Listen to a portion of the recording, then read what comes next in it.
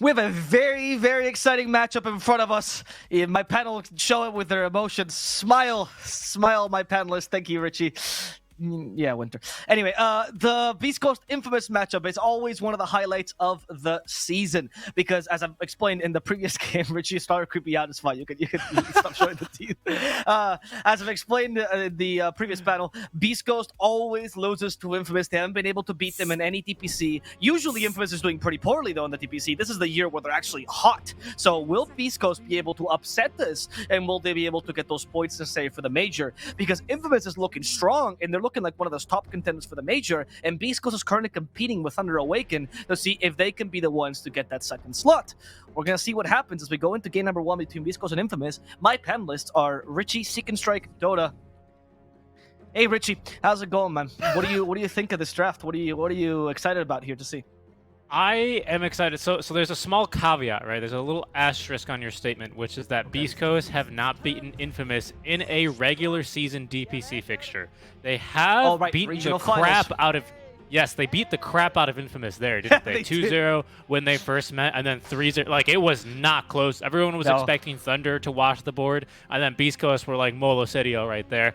And that's kind of my theory here. Is that Beastcoast, they like to lose one best of 3 a season, maybe 2, I guess, because Thunder's been top dogs for a while. I think they might still lose to Thunder later, but that means that they can't lose to Infamous now. And I think the reason why I brought up Molosserio is that, and I hinted it towards it at the start of the broadcast, I think we're starting to get to that time, and this is why it's nice to have Winter on, because he can tell us a little bit more about this from his experience as a player. But TI's already kind of on the horizon, isn't it? Like, we're really starting to get there. Beastcoast more or less already secured there for sure, certainly on points from this finish in the DP season alone. I think with a third place finish, 200 points, they do qualify direct invite. But, you know, I'm sure they'd still like to head to that major, get that LAN experience, and I think that all starts with a win here over Infamous. That's right. Awesome. So, Alvaro. Sorry, what? Can you elaborate on that, I don't know, statement? Nope. No, Can you go to the draft? No, okay, yeah, we are in the draft, Winter, so you feel free to talk about whatever it is, whether it be the season, or the draft, or, you know, your fish. Dota. What do you got? Oh, Marcy. I want to talk about Marcy, the best repositioning tool in the game. So why does she have such a poor win rate, Winter? What is your theory? I told you the theory. You didn't believe me. You shat on my theory. I said that the players, they have not been practicing with the hero enough yet, and you said, "Oh, high MMR players, they can't play the hero after 10 games," and you don't believe me. To be honest, actually, and I remember that panel, what Winter said was the players are still not well versed on the hero, and I was like, Winter, are you calling them bad? And he was like, yeah, actually, I think I could play the hero much better. Wait, you can watch the VODs for that. hey. It was a really arrogant statement from you. I'm really confused as to why you're bringing it up again. Richie, you're a much more humble analyst. So can you tell me what the start by Beastcoast could signify? The Earth Spirit Snapfire? Oh, well, the Earth Spirit Snapfire. Okay, so, well, the Snapfire could kind of go anywhere except for position 4. Gojira, he's in love with his position 4 melee heroes. Mostly it's been Clockwork, but was it banned against him? No, they're just changing it up here quite a bit, aren't they? So going with this Earth Spirit Snapfire. Though. Was it? Yeah, it is. First ban. Oh, it was. I don't know who I thought that was next to the Timber Saw. So yeah, they'll go with the next best one. They basically always pick Clockwork. I think they've played him 8 times already this season, if they could. So this is going to be just a little shift there for the Earth Spirit. He does need a little bit of a better laning partner to enable him. A gankable mid lane, and Snapfire in the mid lane or in the off lane position certainly would fulfill those conditions, I would say.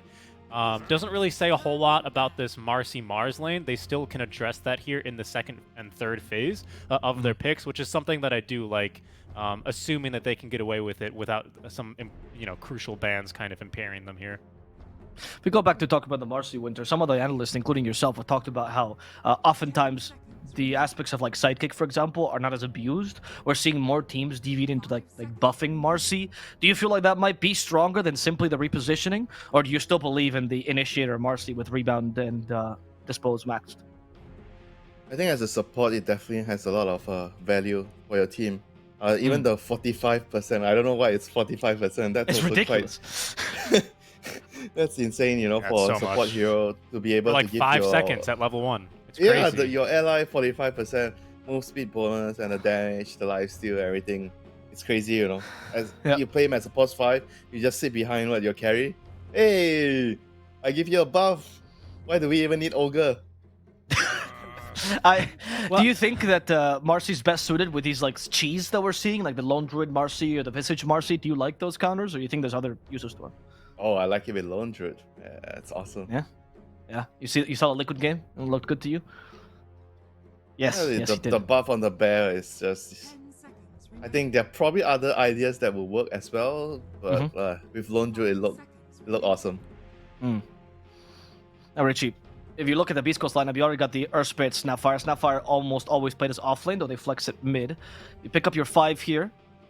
What would you go for Stinger this game? What are you thinking about? Can they buy Viper this time?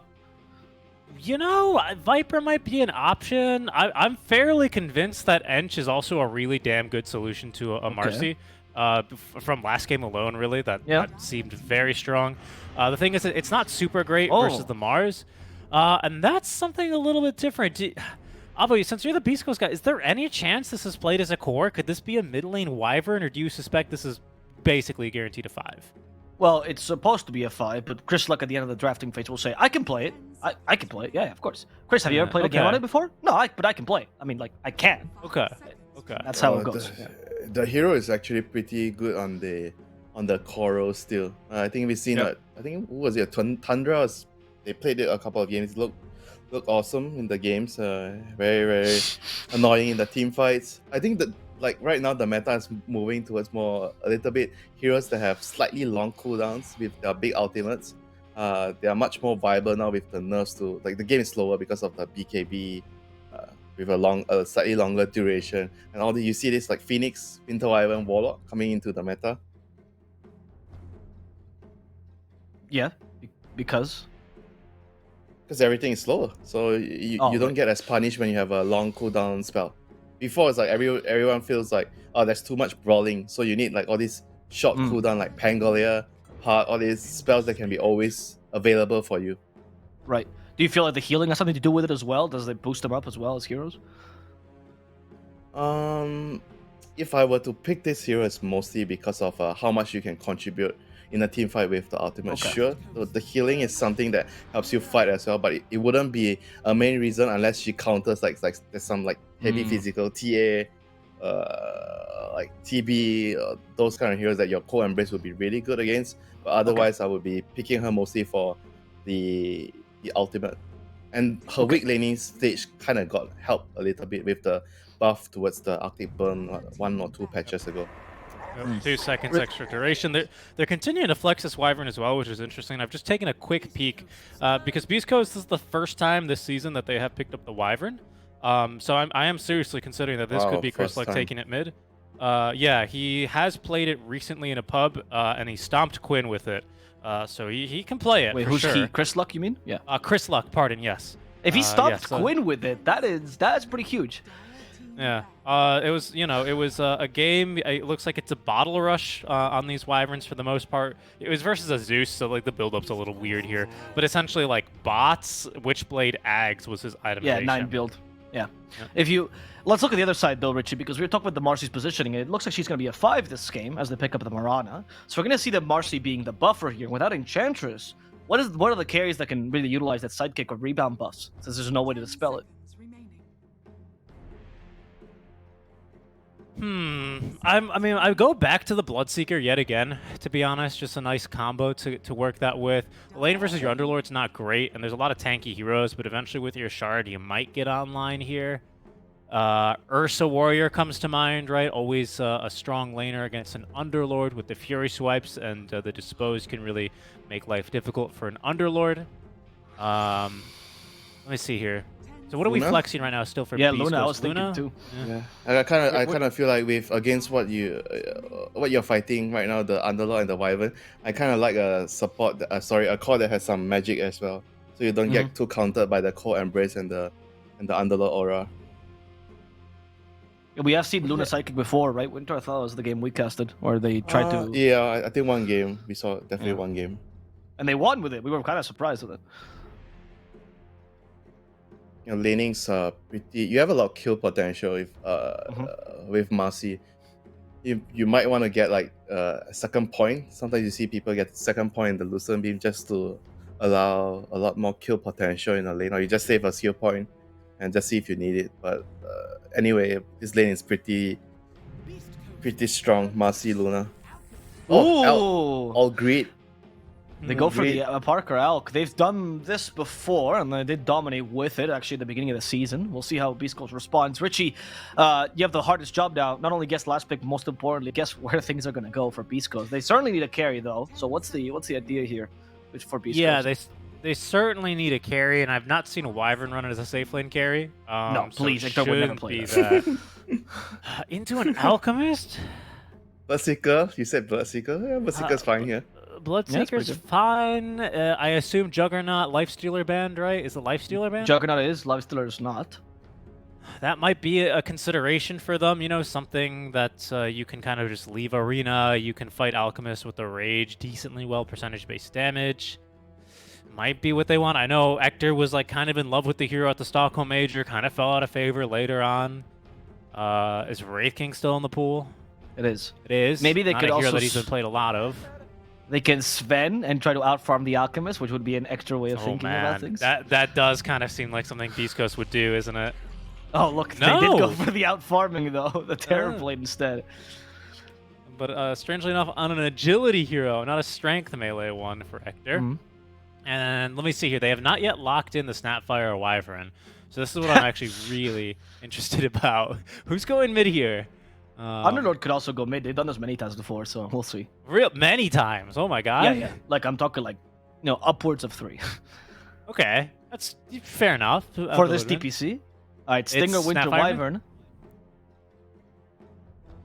No, I mean, surely they wouldn't. I mean, come on. Surely they wouldn't run an Underlord mid. Both lanes are good for them, regardless of who they have in the mid. Like Snap Underlord against the Ember and the Elk, they're most likely gonna win those 2 lanes. Yeah, Underlord off lane, Snap mid. They go for the normal composition here. What are your final thoughts then, Richie? I like the team fight here from Beastcoast, which is kind of just basically Winter's Curse, right? It's going to be a strong tool. I like Winter's Curse too. Thank you. Thank you. Winter's Curse, yes. Being my cat, I wasn't talking to you, Winter. Sorry, that's really awkward.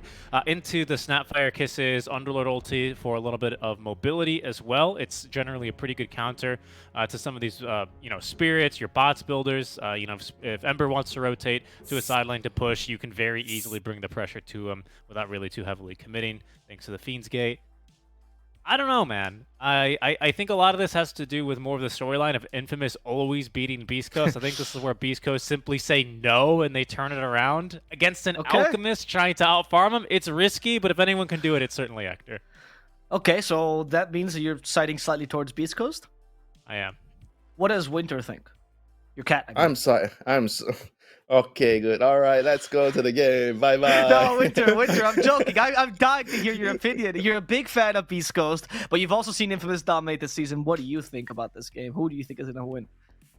Oh, I think Infamous has an excellent draft. They have a lot of pickup potential with the Marcy, the Mirana, the Ember, a lot of small stuns, small setups, whereas Beastcoast have to rely a lot on their long cooldowns, Earth Spirit ulti, the Wyvern, and everything has a pretty long downtime. And the Snapfire ult. And going with the Terror Blade, if they don't do well in the lanes, I think they're just going to get run over. The Elk is going to have a lot of space to farm. He's going to get a quick Radiance, and everything will be over before you know. Okay, well, as we get into the first match of the series, Infamous versus Beastcoast, the panel is divided. The spectators probably are as well. What do our casters think? How long is it appropriate to keep someone's number for? And will Infamous finally let it go? I want to hear your thoughts, Gareth and Bowie. Oh, I mean, first of all, poor Winter being bullied by those two on the panel for like 20 minutes straight. Oh, poor guy. But here we are. Bowie, do you want to answer that question from Arvo? Infamous have had Beastcoast number for a while. Is it time for Beastcoast to get a solid, in real playtime win against them? I mean, it's tough. Like, on one hand, I just want Beastcoast to secure their slot at TI, and, going to the major pretty much guarantees that. But at the same time, you just keep thinking, what if Infamous went there? What if they do really well? What could that mean for SA? How many SA teams we could have at TI? So I don't know. I do feel though that Infamous, they were looking really good and they lost to Infinity. And I think that is a big crack on Infamous armor because they actually like destroyed Thunder Awaken. Oh yeah. They felt very like good against everyone else, but losing to Infinity, no shade thrown at Infinity. I did feel like that was a little bit awkward. So, I'm not sure what changed for Infamous. I'm not sure if the teams finally cracked the code.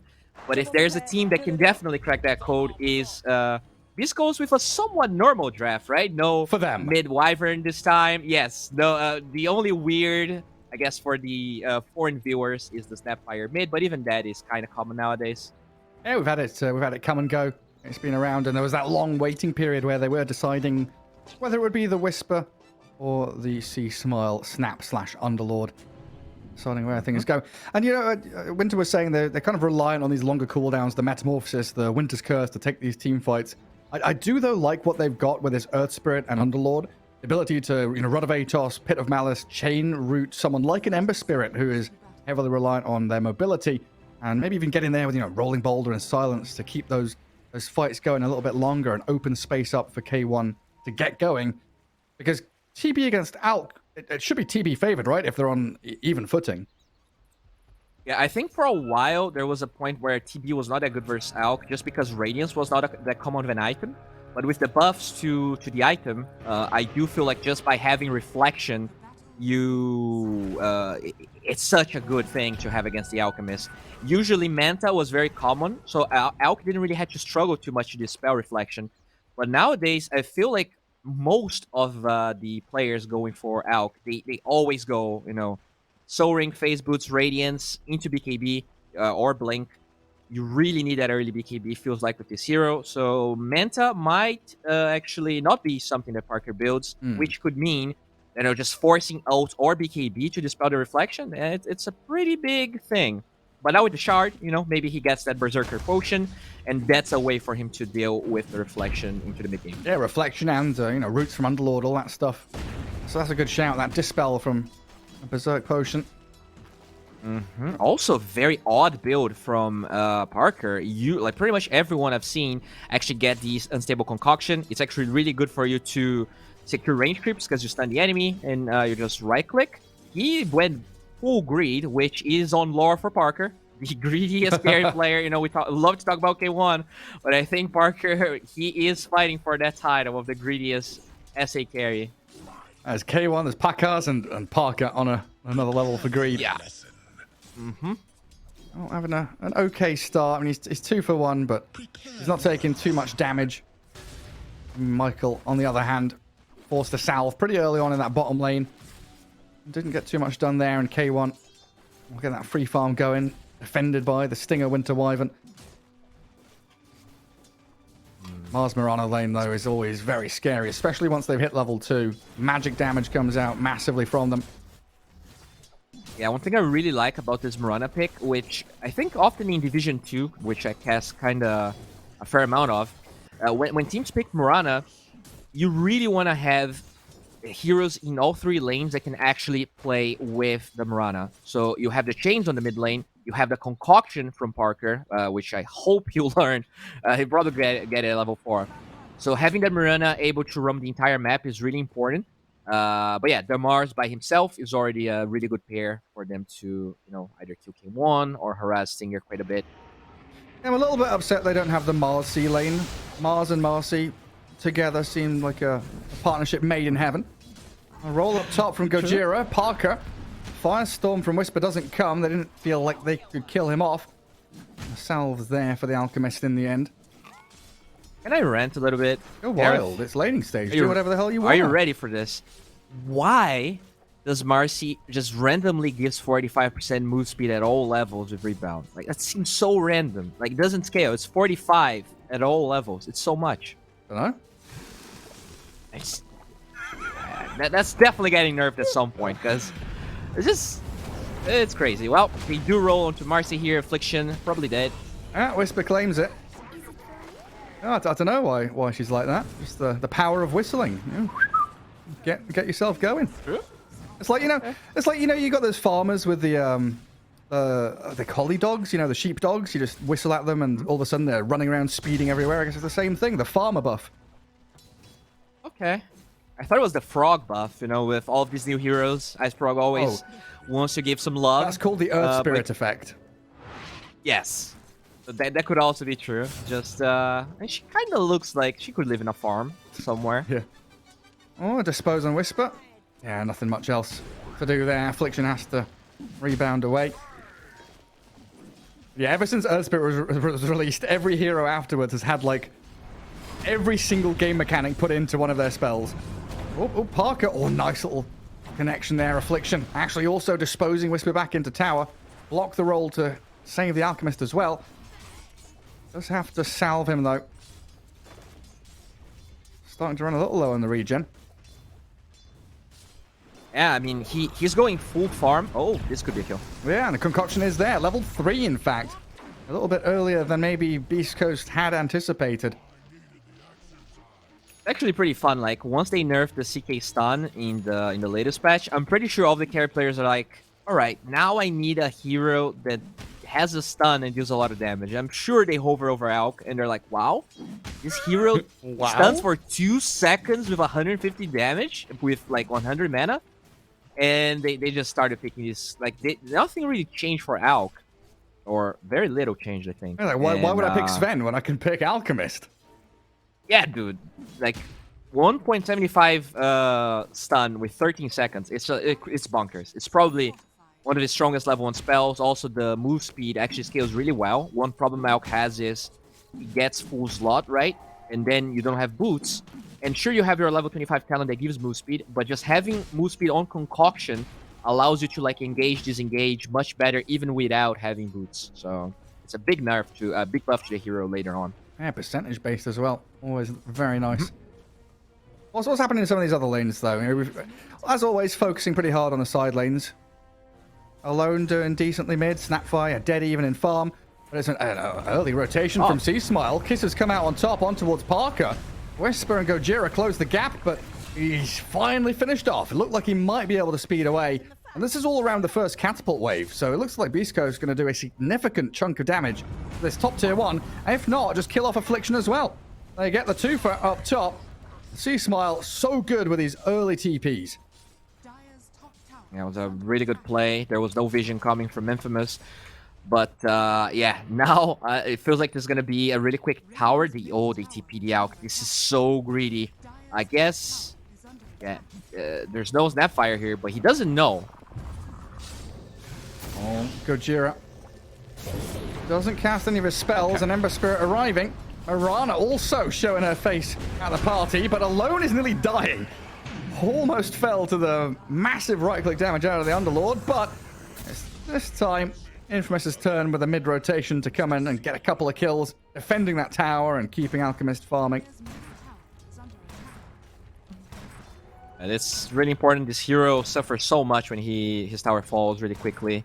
His timings, he's kind of like a PA in a way. You really need to reach your timings, or else, even if you get farmed, this hero falls pretty flat. In terms of stacks here, they did have one in the triangle. The Mirana got one there, and now he will stack for. Actually, didn't stack for himself, but yeah, we'll farm. An okay game, but K1 top of the CS charts right now, and we did talk about this guy being a counter to the Alk. Yeah, and able to get a couple of hits on that bottom tier 1. With Mirana leaving that bottom lane quite early to help out top, and now rotating into mid, it's left Mars in an awkward position where he's got Arena, but he kind of has to come bottom to defend his tower rather than going out and maybe looking for kills. And we know how well Beastcoast can exploit that with their aggression. Well, look at the dire though. They understand there's Kisses again, so Sismai would rotate, and they will collapse onto him. Yeah. This is huge. They scan him, they see him, but they miss the arrow. Exposed back, and in comes Gojira. Can he save him with a kick away? C-Smile dodges the remnants. A good scatter blast onto the 2 of them as well, while Whisper will get concocted by Parker, and that will close the door on that initiation. They still try to catch out Gojira's Earth Spirit, but the Kisses on Alone with the Arctic Burn find the Ember Spirit on the way back. Michael now in trouble with no leap charges remaining. He's got the Wyvern chasing, but that kick from Gojira just ever so off the mark. Nearly found the Mirana. But Beastcoast fighting back incredibly well. It was a good read to begin with from Infamous. The scan, the preparation. But Beastcoast out-executing them. The arrow missing there was huge. Also, the Ember understands how important it was to kill Sismail there. He used all of his remnants and couldn't really get out of the kisses. Oh, is he going to get away from the concoction? No, he doesn't. And this will allow Oscar now to come in. Has the spear ready.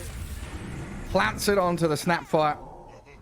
And a killing spree going the way of Parker, so nice. Lining his pockets with even more gold and getting closer to that relic.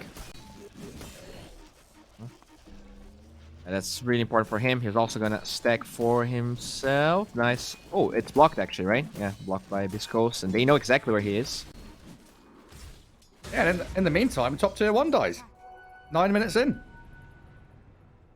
Yeah, that also means Whisper is having an amazing game. We talked about, the dispel of the, having dispel for Parker. But I really feel like once there is Atos with the Pit of Malice, bottom. Yeah, but Asunder there. K1 still dropped very low with a heal from the Cold Embrace. Might allow him to turn with Meta ready. He'll pop it, gets disposed across. Now alone, stuck here inside the pit. And the Magnetize from Gojira doing some serious damage. Just scared a Remnant away, but now he's out of mana. No real ability to escape here. He can't jump to that Remnant, and he's dead to see Smile. And yet again, it's Infamous making these moves that look decent to begin with. But Beastcoast so quick to respond and get into the action, saving K1. Yeah, I mean, at the end of the day, it is an alchemist. So if you're going to be doing these crazy moves, just making sure that you force the entire team to react to you, it is with an alchemist where you're going to yield as many benefits as possible, since having him free farm is super important. I'm kind of scared for Alone. He is a player that loves playing with farm, and this is like 2 deaths that are pretty costly for him. So this alchemist, hopefully he can buy a Negative Scepter to kind of... It's Parker. No. As if he's ever going to buy Aghanim's for somebody else. Maybe 60 minutes in we might see that happen, but... True. I think Winter was saying get the that relic now. the snowball potential here, right? Once he's got Radiance, this game could be over in the blink of an eye once he's got Ratty BKB. I think Beastcoast have been doing a good job dealing with the rest of his teammates and getting their own items up and running. C-Smile has bots. We've got Yasha treads on K1. Whisper already has the Rod of Atos. He was top net worth for quite some time, only now just overtaken by the Alk. Maxed out Atrophiora, but this is where Whisper should start to really shine. Helped out by Gojira and C-Smile. Inside the arena, well, Oscar offered no protection or safety. Maybe Affliction and Alone now can do something to really get something back out of this, but look at how heavy the hits are from Whisper until he dies. Michael and Alone do come back to at least get 1 hero out of that trade. Yeah, rough game for Oscar. He died a couple of times. In theory, Infamous actually has some decent burst damage with the heroes that they have, but Beastcoast heroes are super tanky. The only hero that isn't inherently tanky is actually K1. We've caught the Mirana. Okay. Cookie, roll, stunned, and dead. Wow. But if the Mars is underfarmed, that's a lot of the burst damage that they might lack. Alchemist, not really that much of a bursty hero. The Ember only does slow type of damage. But they finish the Radiance at a really good timing for Parker.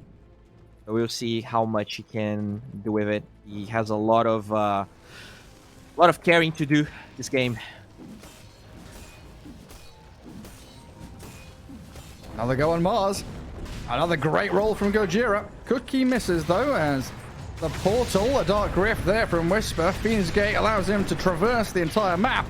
Moonlight Shadow gives a bit of safety here to Oscar, but a Winter's Curse, surrounded by 2 heroes, will finish him off, while Alone, he's arrived as well. He's stunned up. But they got chain stuns for days. Whisper, Pit of Malice ready in a second. No reveal anymore. The sentry was too far away, so that invisibility provides invulnerability, while Affliction trying to dodge out of that pit. Caught by the Scatterblast. Dispose and rebound across Michael.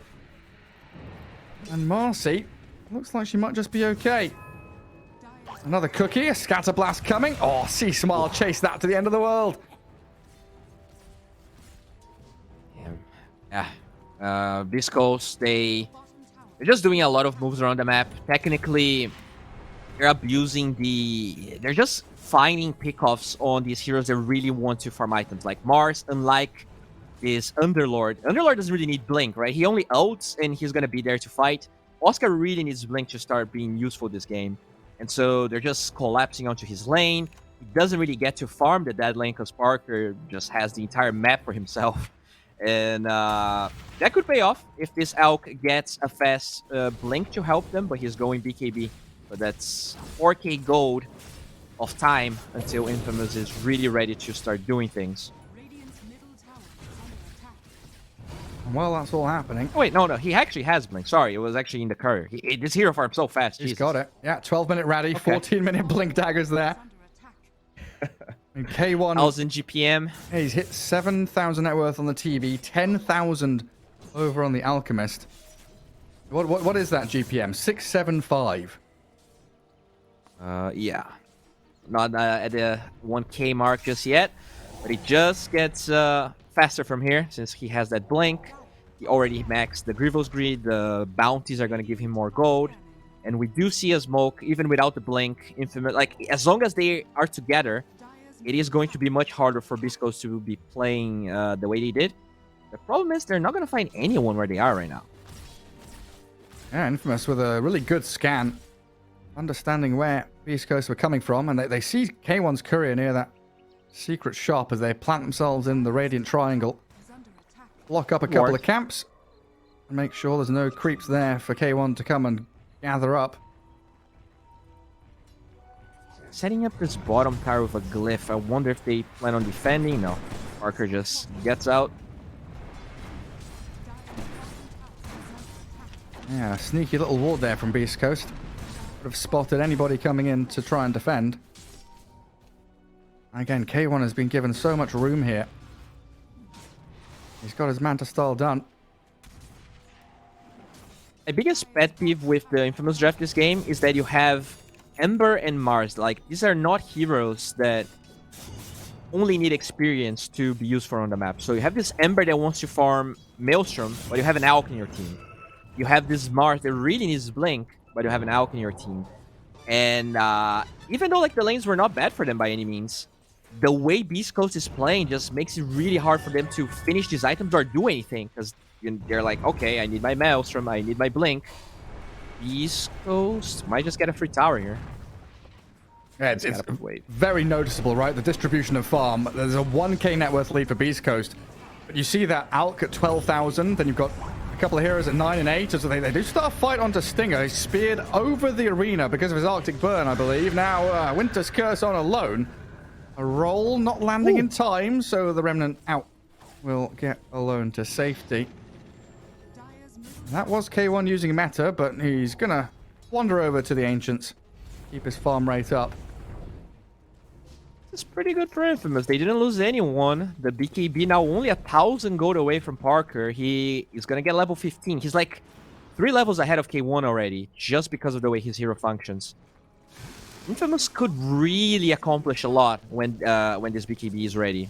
He's going to have the level 15 talent as well, with that extra damage. It's absolutely one of those games where Parker's like, don't worry, boys. It's fine. I'm an alchemist. I'm out farming all of them. Exactly. He is... I mean, he's definitely reaching some huge timings. It's like, BKB 200 gold away. Oh, my Marcy only has Brown Boots wand. It's fine. Classic South American carry mentality. But, you know, if you want to play like that, Alk is the hero for it. It sure is. Infamous kind of gathered up middle. Sea Smile just looking to clear out these waves and keep them at bay. K1 split pushing with illusions at this point. Finds his team a Philosopher's Stone. Nice little grab there for the Winter Wyvern to shift towards a Blink Dagger or so. Sea Smile has to BKB middle because Affliction had rebounded and tried to dispose the Snap Fire while Gojira inside the arena will get blown up as Parker makes his debut. This is now Alchemist with Blink, BKB, Radiance. It's time to go for some towers. Tier 1 mid and bottom, of course, the primary focus, it looks like. But Parker, channeling Concoction, wants to kill heroes first.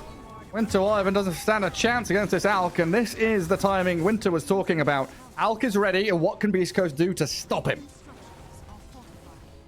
Not that much, really. He never really popped BKB, so you're still gonna be pretty preoccupied with killing this hero. They don't have the hardest lockdown or the highest amount of bursts, even though they have level 2 kisses. Alk is super tanky with the build he went for, having treads for the extra HP. I even wonder, it is Parker, he's a greedy boy. Will he get the HP talent? I think it's really good this game, but he might just grab the damage. Yeah, HP is nice, but damage is nicer. Yeah, he got the fan brace, he doesn't need the talent. Oh, there we go, he actually got it. Awesome. Now he is a big boy. A reformed boy. He understands it's not about, only the damage that you do. We want to be alive to do the damage. Dude, he's only gonna have AC. This is starting to get out of control for Beastcoast. At the beginning, it really felt like they were doing the right moves, but they were always fighting every hero but the Alk. They couldn't really reach Parker through their movements. Yeah, the big thing here for Beastcoast is, in my eyes anyway, Terrorblade doesn't have Skadi yet. Still 900 away from it. And that's going to be a real defining factor here to be able to fight, but they will actually get the Fiend's Gate in. Whisper with a 2-man pit. Catches Michael and Parker, forcing the BKB, and in the back, they've cleared out Stinger. Kisses come in towards Oscar, but Essence Ring and the full retreat will get the rest of Infamous out of there. So in the end, support for support. Beastcoast using a couple of cooldowns. Fiend's Gate probably the longest one. K1 held on to Metamorphosis, so he does have that ready for next time. But maybe a sign there that Infamous and this Alchemist aren't quite as strong as maybe we thought or they felt. It really is about who starts the fight, because if Infamous, by the way, they didn't have a smoke for a pretty decent amount of time, which is why... What's Gojira doing? Going Roche on Beastcoast. What? Yeah, Gojira's going mental. He's just diving in, magnetizing, stunning, controlling them. Ace. Trying to make space for the Roche attempt, but in comes the Root Man. Mr. Underlord with a pit and the Atos. Trying to deal with Oscar. A little bit rough, though, and now Infamous are the one stepping forward. Alchemist farming triangle while everyone's dancing around this Roche pit. That was because I was like, okay, they're going to create chaos for K1 to solo Roche. But then K1 gave up on Roche even though he popped meta, so I'm not sure what that was all about. I'm also not sure they saw Metamorphosis being on cooldown, so maybe they don't care on Beastcoast. But with this AC being done on Parker, I am sure they're going to try and smoke. They didn't have one for a long time, but finally Marcy has one available, and Gojira might be the first one to fall here. Yeah, he's gone a little deep again. Oscar with that arena, always able to lock him in place. Skipping over the blink and going straight BKB. So looking to be that hero that just face tanks any kind of aggression Beast Coast throw their way. But yeah, like the Skadi is really powerful, but if Infamous with that smoke get the jump on K1, I feel like it's gonna feel pretty useless because they do have the damage. There's no BKB. The Manta doesn't really stop the spear or the concoction. I mean, I guess you can stop the concoction, but if he's smoked, you're not gonna get the Manta dodge off. So the Skadi only helps when Beastcoast are the ones going for the aggressive moves. We'll see who actually connects first. Pretty sure Infamous is ready for the battles. They have also the BKB on Oscar. Things are aligning pretty well for them. Now, they would like a little more time for Alone to get his BKB, but that's still a good couple of minutes away. I think you're right, with Parker being so incredibly farmed, 20,000 net worth. He's getting closer and closer to that 1k GPM. He's now 865 rather than the 675 he was 5 minutes ago. And with this smoke and this scan, Dire knows someone's in the triangle, but Stinger's there to break the smoke on Affliction. So maybe the opportunity to go into Roshan for Infamous. Risky against the Winter Wyvern, though. Well, Parker doesn't care. He is farmed as all hell. I'm not a big fan of this play because this is exactly when Beastcoast could be able to jump them unless They jump them first. they debate this. They go straight onto K1. He's doing a nice amount of damage there, is Parker. Now the Pit of Malice in towards Alone. They've got the heal from Stinger and the Winter's Curse onto Parker as well. So they've blown up the Ember Spirit while Oscar, his BKB and his Marzarina. It looks decent and might allow this Alchemist to shred through the K1 TB. Wispas, the BKB TP out as Roshan is now wide open for Infamous with the double buybacks they've expended. And this is all due to C-Smile, Boot to Travel, TPing bottom and showing on that bot lane. Infamous knew that they were a man down. Really, really solid move by Infamous. And also, even better, they enter the pit, which kind of like lures Beastcoast in, and they instantly jump. They had no vision. I guess they had that one clipboard, but not that much vision on the triangle. Parker just goes ham, forces a lot of spells, and they also force meta. So even when this K1 Terrorblade spawns, it's not like Beastcoast can really go for any moves. Right now, I really feel like they need K1's damage to be able to stand up to Parker. I mean, Parker now has 40,000 net worth. That's what happens when you have an Aegis, right? You just double it. Yep. True. That is actually true. Still, though, the gold advantage for an Elk game doesn't feel as oppressive as maybe the game feels, right? Yeah, again, it's like that farm distribution, right? You've got Alk at the top, 3 green heroes next, and your Mars and Ember really struggling. Like, Ember is basically your POS 3 at this point. Scrambling to get his BKB. Will Parker share the goods? Will he ever share some of those profits with his friends? He's going to run out of slots soon. He's going to... Abyssal Blade will replace the Aegis. He can maybe upgrade his Blink Dagger, buy a Shard, and then it's Aghanim Scepters all the way home. Yeah, the Ags, such a good Ags on Elk, right? You get that, what do you really get? 20 damage and 5% spell amp. Such an amazing increase for this hero. Well, it stacks, doesn't it? So you keep giving people stuff and you get No. more. I mean, like, he's definitely going to buy it for himself first. Oh, right. It's Parker. But yeah, like, it does stack. If you get it to everyone, you're going to benefit quite a bit. I mean, it's 100 damage. Do you get 20 for your own? Yeah, you do get one for yourself, yeah, so 100 extra damage. That's pretty good. And like 25% spell amp, yeah. Oh, that arrow nearly hit the backside of C-Smile. And even with Infamous having Aegis, it still feels like Beastcoast are pretty confident to move out on the map. Split push top, TB's on the tier 2 with a catapult. They are ready to fight around the Roshan area, even with the big man down. Infamous are also still hunting for something here with Moonlight Shadow, but no one to be found. Yeah, we're talking about that, the fact that Elk doubles his net worth with the Aegis. I really feel like with this game being the way it is, it would benefit Infamous a lot to have the Ember with the Aegis. Like, Elk is... Oh my lord, that is not a good pause. That's an automatic... But as I was... That's a double DC, isn't it? C-Smile's pause because they've both crashed, I guess. Yeah, they're under Dire Vision as well. Oh, this is like the worst timing ever. Dire sees TB and Wyvern. They know that Underlord has just TP'd bot, and like the maximum amount of heroes that can be with the Underlord is one, like +1. So they might just run it. I think Parker might just BKB and run at the Underlord, honestly. Yeah, it doesn't seem like a bad idea. But going back to my point, I feel like having the Aegis on Ember would maybe allow this Ember to go in, get vision. Because like Parker, the one of the weaknesses of Alk is that you get kited a lot. And without Aegis and being so underfarmed, Alone doesn't want to go alone and just get killed, right? So because Elk is already a pretty bad Aegis hero, I think maybe it would be good. But it's a Parker team. It's pretty sad, but that's how it goes. Yeah, someone has to be sacrificed. And it's never Parker. It's never Parker. I will never forget. It was his first or second game in DPC, and he was playing Monkey King. Oh, and he refused to buy BKB. Like that that memory will be imprinted. He can go and win TI, and I will still say, back in the day, he lost a game because he just would not buy a BKB. He bought everything else. He bought like Manta, AC. I think he had like Abyssal Blade, and he was like, "Nah, I don't need a BKB against 5 stuns." I remember this. like it was very close to that game. He went Battle Fury on the weirdest Battle Fury hero ever. It was Wraith and King. There was no Wraith King Battle Fury, wasn't it?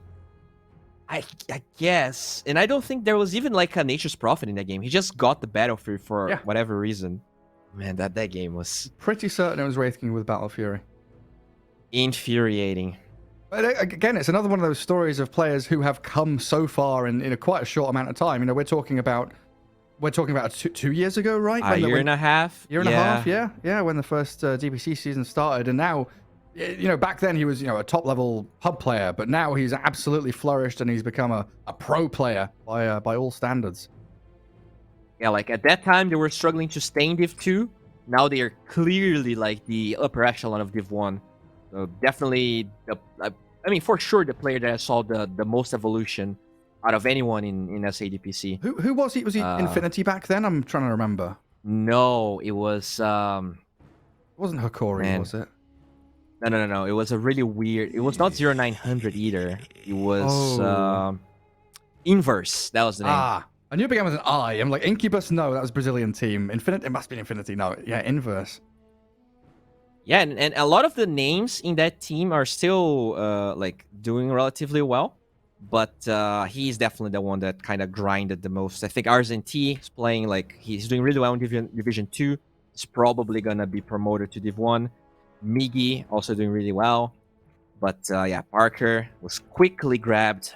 I mean, kind of crazy how SA has so many carries and still it was like it felt like every team was kind of fighting for him. He played for SG, he played for Infinity, and eventually was snapped by Infamous. When will he get? Yes. When will he get the K4 name tag? Because we've got K1 Ektor, right? K2 Minoz, K3 is HFN. Will he ever become K4, or is that something that like people don't strive for anymore? I would assume, you know, maybe he wants to start his own brand, you know? He's now P1 and he wants, he wants to create his own following. He's not going to be following other people's trends. Isn't that something all players are striving for? It's like the P1 visa to go to the USA. Everyone wants one of them. Actually. How? Yeah, that's the athlete. That was trying to get one. Yeah, oh no, that's for US, right? Yeah, the was trying to get their. Yeah, the P1's the US athlete, and like technically esports athletes can apply for it, but it's difficult.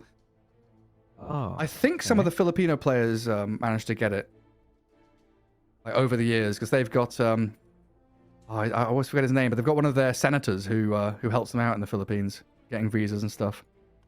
I mean, the text here on the website is pretty funny. It's exclusively for athletes or other entertainers. So it's like, I don't really see the... I guess by entertainers, they mean the esports people? What's the...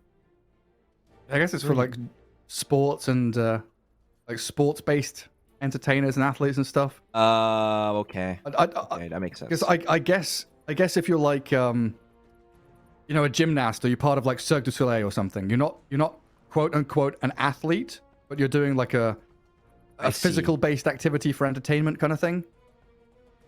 Okay. But I am no visa expert. Yeah, I'm also. I don't really know it that much. When I was younger, I definitely considered living in the US, but nowadays, you know, with everything going on there, I'm pretty happy with Brazil. Yeah. I love my country. Yeah, we'll not start with that. I mean, I have moved to Berlin away from the UK for a very good reason. Oh, right. We have a fight, maybe? Oh, they run away. Go, says These pauses are kind of crazy, though. So I wouldn't be surprised to see something weird going on just because we were paused for 5 minutes. Looks like they're going to chill. There, a tower fell. That's weird. Yep. I mean, in a game where Parker is farming for 26 minutes, it's definitely... not super common, and now he's going. So he has a Abyssal, dude. He doesn't even have a slot already because the Aegis is occupying the Basher slot. Stacked. What's he got queued up next? That Bloodthorn. Yeah, it's. I mean, there's a lot of magical damage, and just the supports are just food. If you can make sure the Wyvern doesn't really Use Curse. It's really good. Very reliable. The mana region is here definitely struggles with mana as well. So True. it is all very often an item you kind of lean towards. Yeah, I'm just looking at like TB Snap, Underlord, 3 cores with BKBs on Beastcoast. And yeah, well, honestly, in fact, C-Smile is going to start becoming a problem. We come back to this farm distribution issue that Infamous have got. C-Smile is becoming a secondary right-click core. Daedalus, BKB, Boots of Travel, and when we get levels on this Snap, we know how much damage she can do with a level 20 and 25 little shredder, multi-shot, and damage talents. And maybe a play here for Infamous to get themselves back on the map and finding targets, but K1, he felt it coming. His senses were tingling and he TPs away very, very wisely.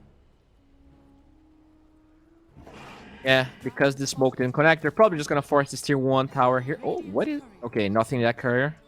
But, overall, the game... I mean, the game is pretty solid from Infamous, but I don't feel like they acquired, like, this huge lead where Beastcoast can't come back from. As you were saying, this Snapfire, even with all of the armor items Alchemist has, the Snapfire hurts really hard later. Oh, the arrow That's a nice C-Smile. arrow, right. C-Smile. Oh, can we get the BKB off or the one to survive? The Cold Embrace will keep her alive. They've caught up the Marcy inside that bit of malice, but Oscar, you're going to come in with his arena, zone them away, and block K1 from doing any further damage. A 1-for-1, but Michael falling makes it another as C-Smile dies to Parker's Alchemist. Chucks the concoction and a TB illusion, and everybody peels away from this fight. Or do they? Whisper thinking about going back in onto Alone. The permanent route there. The rolling boulder misses, but Alone is still dead. Aegis reclaimed from Parker now as Beastcoast. They're fighting back and they're charging forward. Gojira, he wanted that desperately, but realizes he doesn't have the backup of his Underlord anymore. Yeah, but you gotta be careful because Parker played that fight really well, even though he jumped really aggressively. He never really committed his BKB. So sure, the Aegis didn't expire, but this hero, even without the Chemical Rage right now, still does a lot of damage. So in a way, it was probably for the better that Beastcoast didn't really connect to him there, because he still had BKB, still has Abyssal. Yeah, this is good. I feel like Beastcoast, once Metamorphosis is back up, will play more aggressive. The Aegis being down is a huge advantage. The gold advantage never really increased that much for Infamous. And, you know, those two other cores being dis-underfarmed will become a problem in the future for sure.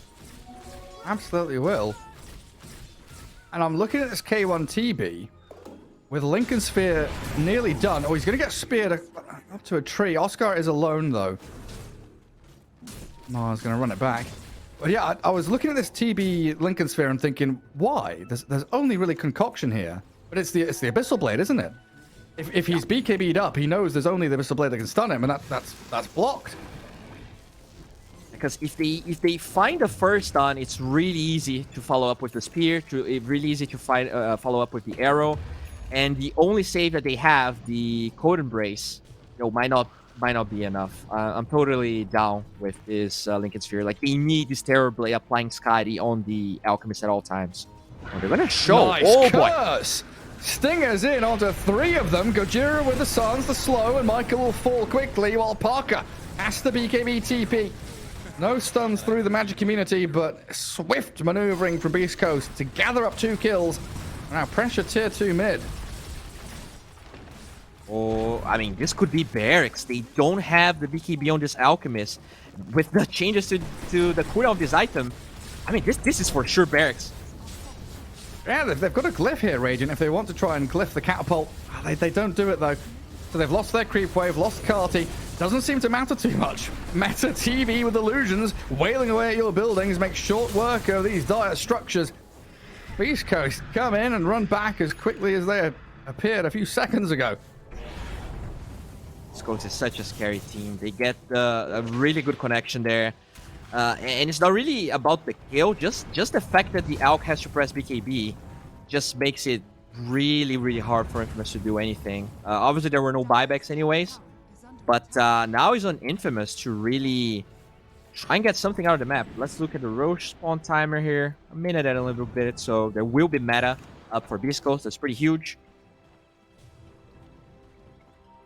Well, I'm taking a peek at the graph and, yeah, choking on my water a bit here because It's been like a dead even game, and all of a sudden now we have a 4K lead for Beastcoast. Look at that swing. If Parker's not farming, that Terrorblade, that Snapfire are farming at pretty much the same speed as the Alk. Parker, he's now full slotted. Like, every ounce of gold that he gets is not going to be as impactful as gold that K1 farms. So that is the first problem that they're running here on Infamous.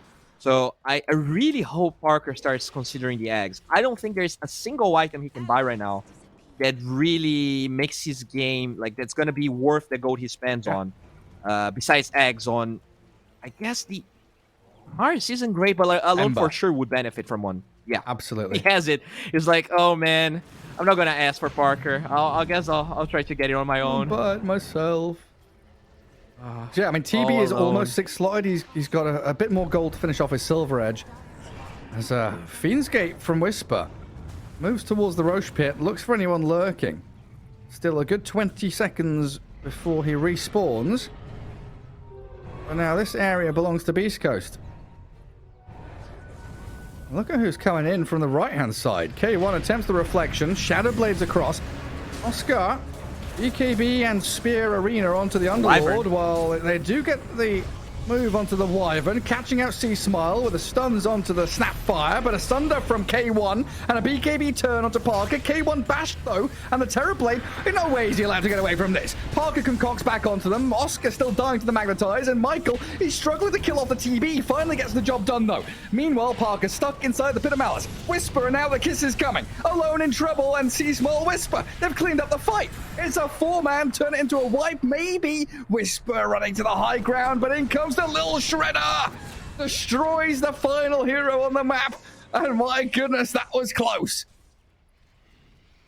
Dude, Whisper was right-clicking the Alchemist and doing so much damage. He has 252 extra damage, and he has an AC on top of it. So he really does a lot of damage, and kind of crazy how they...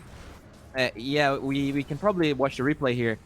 They actually sent the Terrorblade first, and they understand how much Parker wants to get that kill, and in the end, it just allows C-Smile to clean up alongside Whisper and that AC. Like, we've been talking about how greedy and maybe selfish Parker can be in his playstyle, and the complete reverse is true there from K1, right? Knowing he doesn't have meta, knowing he's not going to really offer too much in the team fight, gives his life literally to C-Smile to win that team fight for Beastcoast. Pure selfless act. Solo Roshin here with this Snapfire. Oh my, dude, Beastcoast is on another level. They really have to put a stop to this. Roll in from Gojira. Whisper blinks in as well. Axel, oh, that damage with the Arena, but the Winter's Curse is going to turn it back around on them. Gojira Whisper can still set up on this with a good silence kick. They'll roll forward, but Oscar's BKB gives him a bit of a safety net to TP home. Oh man, Gojira just never gives up, does he? Rolling in towards Michael, magnetized up, still gonna die to Alone in the end, but he will get the kill on the Mirana. Whoa, where's Gojira gone? He's rolled away to safety. Dude. He's just turned himself into a bloody statue and gets himself away.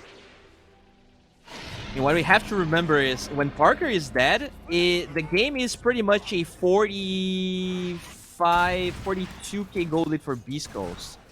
So any moves that Infamous does with Parker being dead, they're not gonna feel very impactful. Oscar only has a BKB. This Ember, I mean, he has a Kaya. That's something, I guess. They didn't get that steamroller going quite as quickly as they would have liked. No. And another problem that will arise here, Parker, playing against that Skady, gets the Chemical Rage Regeneration talent, but once he has to sell the Power Treads, he will feel very kited. He also went for the Overwhelming Blink instead of the Swift Blink. It's already being kited a little bit. It's only going to get worse for him. And he's still not giving anyone an Aghanim Scepter. He wants that Silver Edge, baby. All right. That's fine. I guess. C-Smile. I didn't even see that happen. He has a double damage. Bloody quick. And how far is he from 25? He is 1 level away. He needs 2,400 experience as Oscar does pick off Stinger, but in the top jungle, and we've got Whisper and Parker having a bit of a scrap. Abyssal Blade stun, the bashes come, but Parker has to BKB to finish this one off. He will end up taking out Whisper, so a good couple of kills there. But look at them all coming through the Phoenix Gate. They know he has no BKB. He has no way to escape. They've given the life of Whisper to claim the one of Parker. And just as you were saying, that is now a 45k net worth differential between the two squads, while they Phoenix Gate back to the triangle. Oh, the gate ends. Can they find anyone? They're all running back to base. Infamous. What a scary place to be. At least Alk knows that he's always going to have buyback money. I mean, how much is his buyback? Okay, 2.8k. It's actually not as much as I expected it to be. A lot. It is a lot of money. It is. It's almost the net worth of Affliction right now. It's 75% of his net worth. Oh dear. Alk must have hit 1,000 GPM before his couple of deaths recently, right? He's at 942 right now. Probably, yeah. It's not about hitting it, it's about keeping it for the end of the game. You also, even if you get a 1k GPM, if you don't win the game, it doesn't feel as good. Worthless. I'll say that. 25 on Smile. Here we go. Good luck, Infamous. The real carry has made an appearance. And now, What? Infamous staring down the double-barreled shotgun of Mega Creeps. Gojira rolls in. Tier 3 tower under attack. Stinger and Gojira still just clearing out these trees and looking for an angle to find Infamous. Oscar. Nice cookie from C-Smile. Very well played. And drops the voice line as well. And there's Megas. Now, Infamous, you've got to do something. Last-ditch effort. Try and get in on the TB, but K1 just BKBs. Can't dispose, can't arrow that which is shiny and golden. They smoke. They really need to get something right now, or this game is going to be almost impossible for Infamous. Oh, the little shredder. Alone and Oscar really struggling to withstand that onslaught of damage. Oh, man. The support absolutely cannot handle these TB illusions. That's another factor, right? When you've got underfarmed heroes, TB illusions just run at them. Yeah, they're very tanky. 3.4k HP on the TB. Even has the refresher now, so that's double Lincolns, double Sunder, and Metamorphosis. I really like the K1 item build this game. The Silver Edge is very necessary because even though Mars is poor, that passive is probably like the strongest passive in the whole game. So that is very needed for this Snapfire to do as much damage as Chris Luck is doing this game. I don't know. This game feels quite hopeless for Infamous. You could still get the Rapier. I guess that's the final frontier.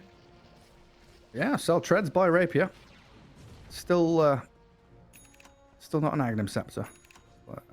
There we go. He gets it. Okay, he's bought the Rapier. But now Underlord has an Abyssal Blade. So Whisper can just blink Abyssal them.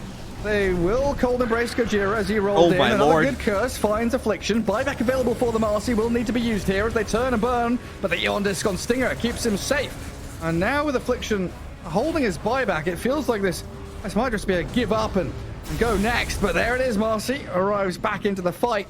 But you've got 5 heroes hiding in Fountain for Infamous while Beastcoast makes short work over the base and the throne.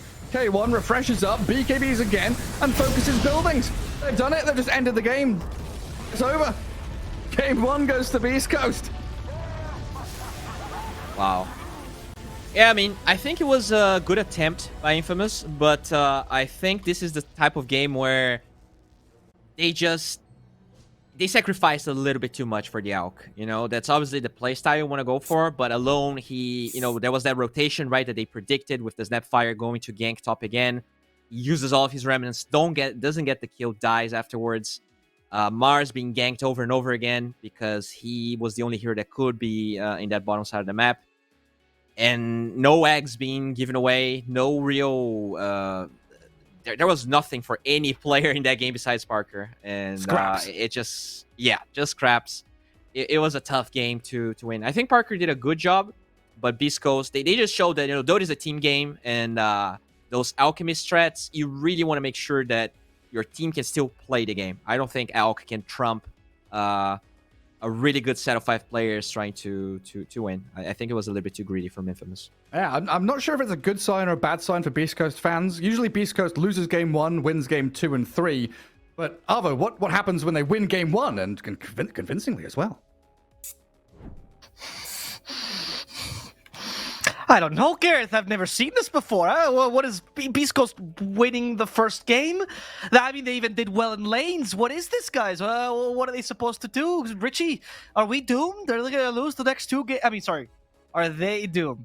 Not we. Because I don't support a single team. Sorry, Alvaro, he's biased just, Catalonia is really close to French, so he was just saying yes. He's just saying oui. That's all he was saying. There we go. I was using the royal we. Yeah. It was even like really strong lanes actually, right? Whisper had 10 denies versus an Alchemist, pardon me, by like minute This is 7. the Richie stat of the day. Yeah, that's an Alk that, of course, took Grievous Greed at level 1. C-Smile, as he likes to do when they pick him Snapfire mid, makes these really early rotations right at level 6. He actually timed this perfectly. The Mirana was missing from lane, looking to fish for an arrow mid, so he's just like, screw this, I'll just TP top lane, get a kill, ruin the Alchemist game. They kind of overreact, send 4 heroes top. It was like, Beast Coast, I think, really outplayed them in the early game, to be completely honest. Like, I think that certainly gave them a solid foundation to be able to take this game. Do you agree with that statement, Winter? Yeah, I think C-Smile had a huge role for that matter. He made like very good rotations, and the other thing I wanted to point out is also the laning phase. Though the laning phase went really badly for the Mars. He was kind of like struggling right from the start. I think a lot of people are underestimating the Terrorblades laning now. The buffs that he's received recently made that his laning is actually pretty good. The level of meta, you get 30 damage. That's actually a very big deal. And you see a lot of players right now, they commit 1 point in the reflection because it slows for 5 seconds, and with the level 1 meta, you can kick the offlaner out of your lane easily. Yeah, it's true. Do you think that then it's more of them underestimating the TB than it is Mars misplaying, or do you think there was a little bit of a human error there, Winter? I mean, a bit of both. I feel like he could have definitely played better in certain points of the lanes, but at the end of the day, I felt like maybe the lane is not as easy as straightforward as he thinks it is. And at the same time, I also feel like the Elk, he needed to be more active. I think when he got the Radiance, he was AFK until he got Radiance Blink. I think he came one fight when he has Radiance Blink and almost like halfway to his BKB. But I just feel like he needed to be there for his team once he got his Radiance to at least help take 1 or 2 fights, because his team, they were struggling big time. Yeah, I'd agree with that actually. The one fight Winter's referencing is when he blinked on that ward they had behind the tier 1 tower, and then he got the kill onto the Wyvern, I think. And then they left without taking tower. He probably should have stuck around and helped. I know he was scared of the Wyvern respawning because it was probably like a 20-second respawn, but his team just had nowhere to farm the entire time, right? Mars had a difficult lane. We already explained that. He wasn't able to take his tower for like the entire game, the enemy tier 1 tower. Beast Coast, they got the tower top and then off lane, right? So that was like a kind of weird fork where they could look to invade, and they did that in their own weird ways, especially with the Snapfire bots. Like it was just like a lot of pressure from a couple of different angles. I really want to commend Stinger as well on the Winter's Curses. There was the one replay where he was like in the enemy triangle breaking smokes, and he gets a curse off onto the Alchemist, and then they Underlord ulti in, and like it's not that big of a fight, but it was a bunch of things like this that forced Alk to use BKB. I think 2 of his long BKB durations were like used just so he could basically run away, and that ruins Alchemist as a hero. His whole point is he gets his items before you. You need to use them effectively, and using BKB to run away and live, it's fine on a TB, it's fine on a PA. It's not the case. It's like it's a different thing, right? It's not fine. Alchemist. It's not fine. It's not fine, okay. Alchemist. It's not okay, Richie. You scream it. You said he was looking for a word to replace fine, but that word is just so fine, right, Richie? Anyway, we have a game 2 coming up between Beast Coast and Infamous. We are really curious to see who's going to take game 2. Will Beast Coast manage to take this 2-0? That would be unprecedented against Infamous, and that would be really exciting. So if you want to watch that or see what happens, you have to stay on this very channel, not move for at least 5 minutes, because we're going to go on a break. Don't get up your chair, don't get beers, don't talk to your friends. Just look at the screen for 5 minutes and give us your precious view time. We'll see you soon.